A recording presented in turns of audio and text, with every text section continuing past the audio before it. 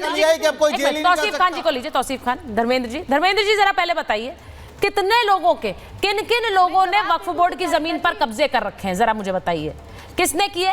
अतीक अहमद के बारे में पूरी फहरिस्त आ गई, कौन कौन सी जमीन पर कब्जे हैं। धर्मेंद्र जी, अतीक अहमद, धर्मेंद्र जी, अतीक अहमद, पिछले धर्मेंद्र जी का ऑडियो दीजिए जरा। पार्टी की सरकार है, बिना भारतीय जनता पार्टी से कोई वक्फ बोर्ड की जमीन पर कब्जा नहीं कर सकता। हाँ, बिना वक्फ बोर्ड की जमीन पर कब्जा भारतीय जनता पार्टी सहमति से नहीं कर सकता।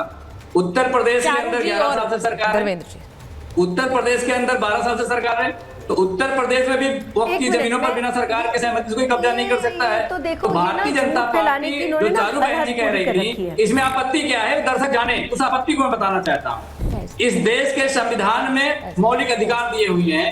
अगर आप किसी मुस्लिम समुदाय के धर्म संस्थान में किसी नॉन मुस्लिम को डालेंगे, और क्या इसका मतलब इसके बदले आप किसी हिंदू मंदिर के संस्थान में किसी इस्लाम वाले को डालेंगे, क्या जैन वाले में किसी हिंदू को डालेंगे, क्या ईसाई वाले में किसी मुस्लिम को डालेंगे? अगर आप नहीं डालते हैं तो इसका मतलब आप फंडामेंटल राइट का उल्लंघन करते हैं, मौलिक अधिकारों का उल्लंघन। एक करते हैं, एक मिनट, फैसला में आ रही हूँ।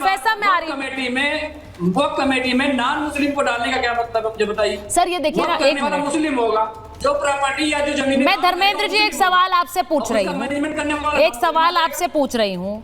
आप सड़क पर उतरकर देखिए, आप धर्मेंद्र जी पढ़े लिखे व्यक्ति हैं, प्रोफेसर हैं, और मैं बड़ा आदर करती हूँ आपका।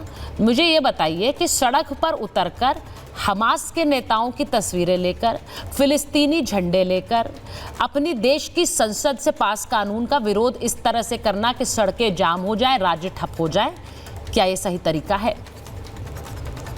सुचेता जी, अगर आपको आप वरिष्ठ पत्रकार हैं और समझदार भी हैं, इसी देश की संसद के अंदर इमरजेंसी का भी कानून पास हुआ, तो इस बात को कह देना कि किसी देश की संसद से पास किए हुए कानून का विरोध ना हो, विरोध हो, लेकिन विरोध का जो तरीका हो संवैधानिक, किसी तरह की तोड़फोड़ नहीं होनी चाहिए, किसी तरह का दंगा नहीं होना चाहिए। चलिए, आपने आज मान लिया कि इमरजेंसी इस देश में गलत थी, आपने ये मान लिया कि इमरजेंसी इस देश में गलत थी, क्योंकि जब इमरजेंसी के खिलाफ एक आवाज उठाई गई, इमरजेंसी के खिलाफ जब भी आवाज उठाई जाती है, क्योंकि अब आप साथी आपके कांग्रेसी हो गए, तो अब आप उसके खिलाफ चुप रहते हैं। आज कम से कम आपने ये मान लिया कि इमरजेंसी खराब थी इस देश के लिए, और आपातकाल एक तरह का काला धब्बा है, ये मानते हैं ना? सुन लीजिए ना, आपको, हाँ बिल्कुल काला धब्बा है, बिल्कुल काला धब्बा है, लेकिन उसी संसद से पास किए हुए 3 काले कानून विजुअल रखिए स्क्रीन पर, और उस काले ये देख लीजिए, मोहम्मद फैज खान,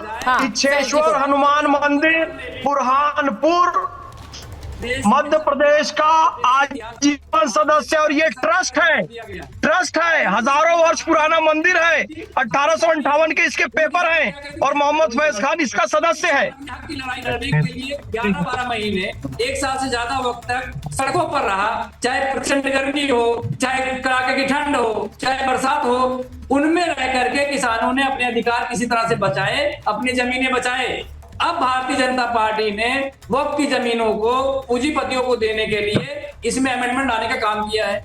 अगर ऐसा नहीं होता तो उसमें जो विवादित जमीनें हैं वक्फ की, क्यों अंबानी जी का घर 2006 से 2010 के बीच में बना, मनमोहन सिंह जी की सरकार थी, ठीक है? मैं एक बार मैं जरा कोलकाता के विरोध प्रदर्शन की तस्वीरें स्क्रीन पर रखना चाहती हूँ, एक बार जरा दिखाइए प्लीज, और तौसीफ जी को स्क्रीन पर रखिए। मैं एक बार जरा पश्चिम बंगाल की तस्वीरें दिखाना चाह रही हूँ। अनिल, जरा पश्चिम बंगाल में जिस तरह उनके मंत्री धमकी दे रहे हैं, उसको जरा स्क्रीन पर लगाइए। मैं चाह रही हूँ, धर्मेंद्र जी एक मिनट, तौसीफ जी के पास जा रही हूँ, तौसीफ जी को स्क्रीन पर रखिए। तौसीफ साहब, ये जो तस्वीरें हैं वो मुसलमानों के संतुष्ट होने से खुश हैं। वो ये कह रहे हैं कि मैं सड़कों पर मुसलमान बैठ जाएंगे। मैं आपसे सिर्फ ये पूछना चाह रही हूँ कि अगर देश में मुसलमान सड़कों पर उतर जाएं, तो इसमें एक बड़ा वाजिब सवाल अभी थोड़ी देर पहले पूछा गया कि ये जो मंत्री साहब हैं, इनका परिवार के सदस्य कौन है जो सड़कों पर लाठियां खाने के लिए उतरे हैं? वैसे पश्चिम बंगाल है, वहां पर अपने मंत्री के परिवार पर कोई लाठी नहीं भांजेगा, ये मुझे पता है, लेकिन इनके परिवार के लोग उतरे हैं प्रदर्शन में। ये जो बड़े बड़े नेता जो बयान दे रहे हैं, उनके परिवार के लोग आगजनी कर रहे हैं। जरा एक उदाहरण दे दीजिए जिसने करा हुए।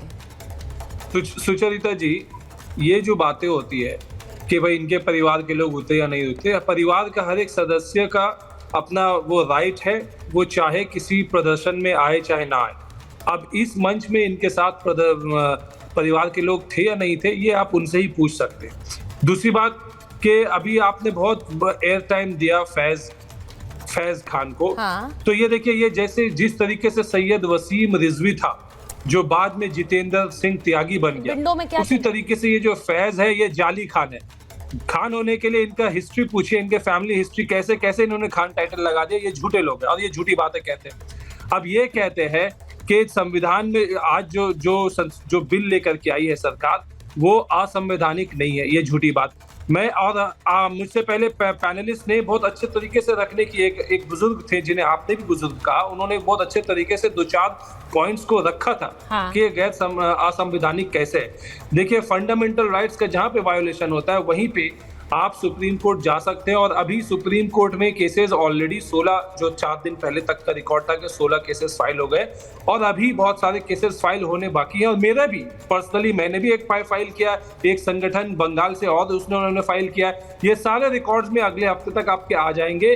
तो कानून को चैलेंज कोर्ट में भी किया जा रहा है और कानून के खिलाफ प्रदर्शन रास्ते में उतर के भी किया जा रहा है। और ये जनता है जिन्होंने रास्ते में उतर के प्रदर्शन किया। ये जो मंत्री ने जो प्रदर्शन किया है, ये रामलीला मैदान एक मैदान है, उसके अंदर प्रदर्शन किया है। ये रास्ते पे नहीं होते थे, रास्ते में उतरने वाले जनता है। इसको पॉलिटिकल कलर देना ठीक नहीं है। मैं पॉलिटिकल कलर नहीं दे रही सर। मैंने एक सवाल पूछा, वो सवाल का जवाब आपने नहीं दिया कि किसी एक बड़े नेता के परिवार वाले दिखा दीजिए, बता दीजिए जो सड़क पर लाठियां खा रहे हैं या आगजनी कर रहे हैं। मैंने इसीलिए पूछा कि लोग अपने आप सोचें कि जिनको उकसाकर सड़क पर उतार दिया गया उनके खिलाफ तो केस हो जाएंगे, उनके लिए तो समस्या हो जाएगी आने वाले समय में। नेता तो मंच से भाषण देकर चले जाएंगे और ये हकीकत है, इसलिए सोचिए इस बारे में। बाकी लोग जो कह रहे हैं ना मुरमुरे और मिठाई खाएंगे हम सड़क पर, नेता तो वैसे भी अपने घर में मुरमुरे और मिठाई खाएंगे। आम जनता पिसेगी सर, आम जनता। मेरे पास समय इतना ही था, बहुत बहुत धन्यवाद।